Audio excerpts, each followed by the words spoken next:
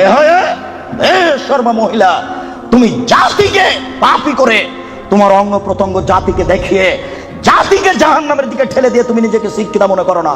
ভুল হিসাব, তোমার বিদ্যাকে কবর দিতে এসেছি, তুমি মনে রেখো।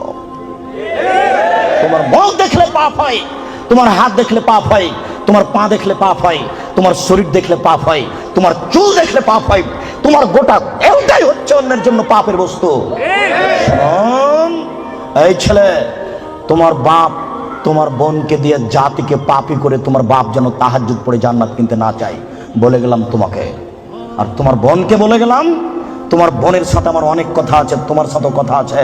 তুমি এক পায়ে হলে দাঁড়িয়ে থাকো, এক একটা বাক্যকে তুমি মনে করবে 1 কোটি টাকা মূল্য, তাহলে তুমি আজকে কথা মূল্যায়ন করতে পারবে।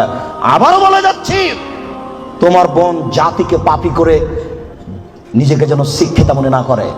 এই ছেলে, তোমার বোন জাতিকে পাপী করে যেন নিজেকে শিক্ষিতা মনে না করে। ও শিক্ষিতা নয়, ও বন্য, ও বর্বর, ও অসভ্য, ও অশিক্ষিতা।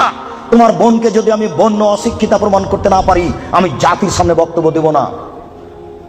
তোমাকে বক্তব্যের সূচনাতে আর একটা কথা বলে যাচ্ছি, শোনো।